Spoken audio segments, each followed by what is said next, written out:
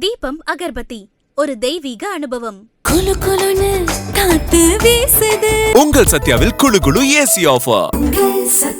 Line Arabian dates. இப்போ அது லயனா டேட்ஸ். லயனா பிரீமியம் டேட்ஸ். சுத்தம், சுவை மற்றும் ஆரோக்கியம். பிகேன் பக்தி நேயர்களுக்கு அன்பான வணக்கங்கள். ஏப்ரல் மாத பலன்களை பார்க்கவிருக்கின்றோம். 12 ராசி அன்பர்களுக்கும் தனித்தனியாக பலன்கள் எப்படி இருக்கிறது என்பதை பார்ப்பதற்கு முன்னராக பொது பலன்களை பார்க்கலாம். அந்த பொது பலன்கள் எதை கொண்டு நிர்ணயிக்கிறோம் என்று பார்க்கும்போது இந்த மாதத்தினுடைய கிரகநிலைகளை கொண்டு. அந்த கிரகநிலைகள் எப்படி இருக்கிறது? இந்த மாதம் தொடங்கும் போது அதன் பிறகு மாறக்கூடிய கிரகங்கள், இதன் வழியாக பார்க்கும்போது ஆண்டுகோள்கள் என்று சொல்லக்கூடியதிலே குரு பிரதானமாக மிதுனத்திலே தொடர்ந்து இருக்கின்றார். சனி மீனராசியிலே சஞ்சரிக்கின்றார். ராகு கும்பத்திலும் கேது சிம்மத்திலும் இருக்கின்றார்.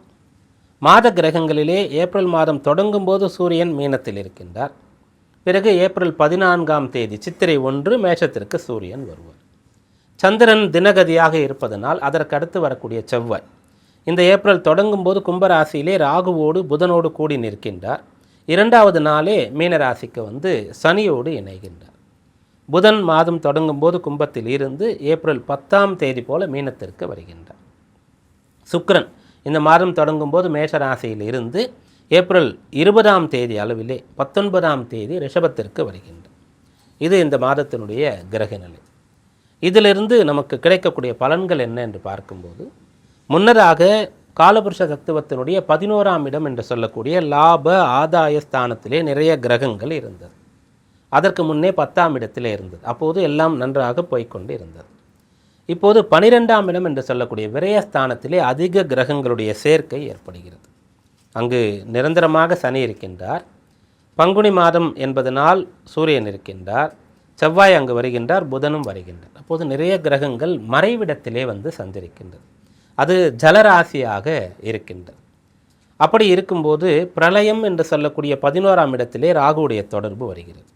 ஆனால் அந்த ராகுவை குரு பார்ப்பதனால் மிகப்பெரிய தீங்காக அது ஏற்படாது. பிரச்சனை ஏற்பட்டாலும் கூட அது கட்டுக்குள்ளாக இருக்கும். 12லே இருக்கக்கூடிய கிரகங்களிலே ஆயுட்காரகன் சனி, காலபுருஷ தத்துவத்தின் ஆயுள் ஸ்தானாதிபதி செவ்வாய், சுயஜாதகப்படி ஆத்மகாரகன் என்று சொல்லக்கூடிய லக்னத்தை உயிரை தீர்மானிக்கின்ற சூரியன், இவர்கள் இருக்கின்றார்கள்.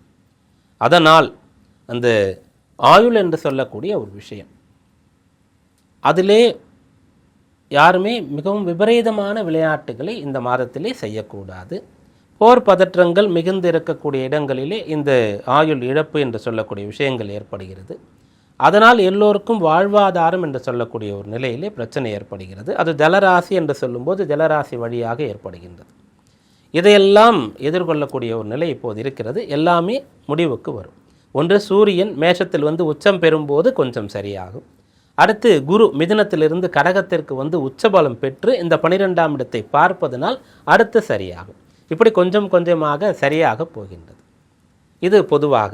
தனியாக ஒவ்வொருவரும் 12ஆம் இடம் என்று சொல்லக்கூடிய விரயபாவம் என்று சொல்லக்கூடிய நிலையிலே செலவை குறைக்க வேண்டும். செலவு செய்வதாக இருந்தால் தேவைக்கு செலவு, பிறகு தர்மத்திலே தர்மம் செய்வது என்று சொல்லக்கூடிய ஒன்றை கடைபிடிக்க வேண்டும். சிக்கனமாக இருக்க வேண்டிய அவசியம் இருக்கிறது. தேவையற்ற செலவுகள், பிரயாணங்கள், ஆடம்பரமான விஷயங்கள், இதை தவிர்க்க வேண்டும்.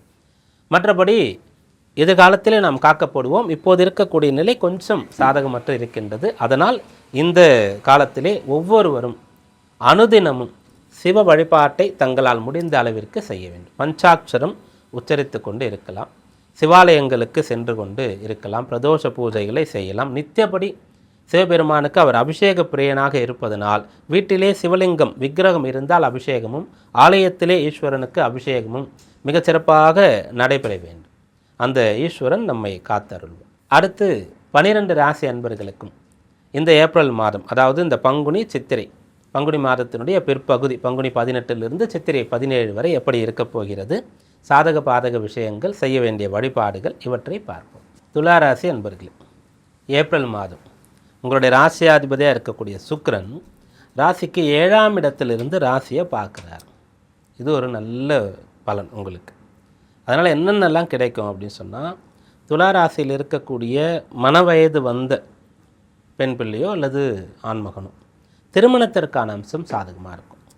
இது ஒரு நல்ல பலனாக சொல்லலாம். அந்த சுக்கிரன் வந்து அப்புறம் 8ஆம் இடத்திற்கு வரப்போகிறார். ஆனால் ஏறக்குறைய ஒரு 20 நாட்கள் ஏப்ரல் மாதத்தில் அவர் வந்து 7ஆம் இடத்திலிருந்து ராசியை பார்க்குறார். அப்புறம் 8ஆம் இடத்திற்கு வந்தாலும் அஷ்டமத்தில் போய் சுக்கிரன் மறைஞ்சிட்டார் அப்படின்னு சொல்கிறதுக்கு இல்லை. ஏன்னா அது ரிஷப வீடாக இருக்கிறது, அவருடைய சொந்த வீடாக இருக்கிறது. அதனால் திருமணத்து சம்பந்தமான விஷயங்களை பேச ஆரம்பித்து தொடர்ந்து அப்படியே நீங்கள் அதை பேசிகிட்டு இருக்கலாம். வரன் பார்த்துட்ருக்கலாம், பொருத்தங்கள்லாம் பார்க்கலாம், 2 வீட்டாரும் சந்திக்கிறது, பேசுறது, இதெல்லாம் வந்து செய்கிறதுக்கு உகந்த காலம்னு இதை சொல்லலாம். இந்த சுக்கிரன் மட்டும் வச்சு சொல்லலை, குருவும் ராசியை பார்த்துட்ருக்கார். 2 சுபர்கள் ராசியை பார்க்குறது, அதுவும் இருக்கிறதுலே மிகப்பெரிய மிக முக்கியமான 2 சுபர்கள் ஒரே நேரத்தில் ராசியை பார்க்குறதுன்றது வந்து ஒரு யோகம்தான். அது இப்போ உங்களுக்கு இருக்குது. அதனால் நல்ல ஆரோக்கியம் இருக்கும், நல்ல மனதில் உற்சாகம் தெளிவு இருக்கும், நல்ல கிளாரிட்டி இருக்கும், எதுலேயும் உங்களால் முழுமையாக ஈடுபட முடியும். அந்த அளவிற்கு இது சாதகப்படும். அப்புறம் சத்துரு ஜெயம் பெறக்கூடிய ஒரு காலம் இது. 6ஆம் இடத்துல சனி, 6ஆம் இடத்துல சூரியன், 6ஆம் இடத்துல புதன், மிக முக்கியமாக செவ்வாய். அப்போ இவங்கெல்லாம் 6ஆம் இடத்துல சம்மந்தப்படக்கூடிய ஒரு மாதம்ன்றதுனால சத்துரு ஜெயம், எதிரிகளை வெற்றி பெறக்கூடிய ஒரு மாதம். அதனால் அப்படிப்பட்ட ஒரு தேவை யாருக்கு இருக்கிறதோ, பிஸ்னஸ் காம்படிஷன் இருக்குது அப்படின்னு சொன்னால் நீங்கள் அதை வந்து என்ன பண்ணி ஓவர் கம் பண்ணலாம், நீங்கள் ஃபஸ்ட்டு இடத்த பிடிக்கலாம் அப்படின்றத சிந்திப்பீங்க. அதற்கான விஷயங்கள்லாம் செயல்படுத்தி வெற்றி பெறுவீங்க. சொத்து சம்பந்தமாக வழக்கு நடந்து கொண்டு இருக்குது அப்படின்னு சொன்னால் இப்போது நீங்கள் பேசி காம்ப்ரமைஸ் ஆகி அல்லது அந்த வழக்கை முடிக்கிறதுக்கான ஒரு விஷயத்தை உத்வேகப்படுத்தி அந்த சொத்துக்களை அடையக்கூடிய யோகமானது இருக்கிறது. உடல் உபாதை இருந்தால் அதெல்லாம் சரியாடும். ரொம்ப நாளாக ஒத்தி போட்டுகிட்டே இருக்கிறீங்க, ஒரு டயபெட்டிக் இருக்குமான்ற ஒரு டவுட் இருக்குது, இப்போ போய் நீங்கள் பிளட் டெஸ்ட் எடுத்து பார்த்துருவீங்க.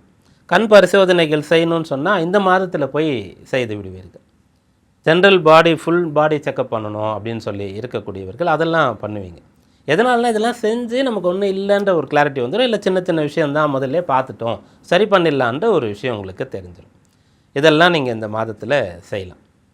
அப்புறம் மனை அப்படின்னு சொல்லக்கூடிய விஷயம், வீடுன்னு சொல்லக்கூடிய யோகம், இதெல்லாம் ஏற்படக்கூடிய ஒரு அம்சம் இருக்கிறது. குரு ராசியை பார்த்துட்ருக்காரு, 6ஆம் இடம் வலுத்து இருக்குது அப்படின்னு சொன்னாலே ஒருத்தர் வீடு கட்டணும், வீடு வாங்கணுன்னாலே கொஞ்சம் கடனும் படக்கூடியதாக இருக்கிறது பெரும்பாலானவர்களுக்கு. அதுக்கான கடன் உங்களுக்கு கிடைக்கும். ஹோம் லோன் அப்படின்னு சொல்லக்கூடிய ஒரு விஷயம் வந்து கிடைக்கக்கூடிய ஒரு காலமாக இது இருக்கிறது.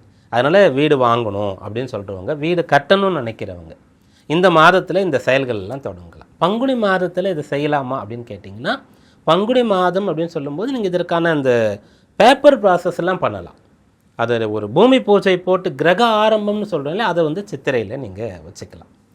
அப்புறம் இந்த மாதத்தில் உங்களுக்கு வழிபாடு செய்தால் நல்ல பலன் கிடைக்கும், பிரச்சனை தீரும் அப்படின்னு சொன்னால் பெருமாள், அதுலேயும் தன்வந்திரி அவரை வந்து தரிசனம் பண்ணுறது, திருப்பதி பாலாஜி எம்பெருமான் ஏழுமலையான் இவரை வந்து வழிபடுறது கை கொடுக்கக்கூடிய வழிபாடாக அமையும்.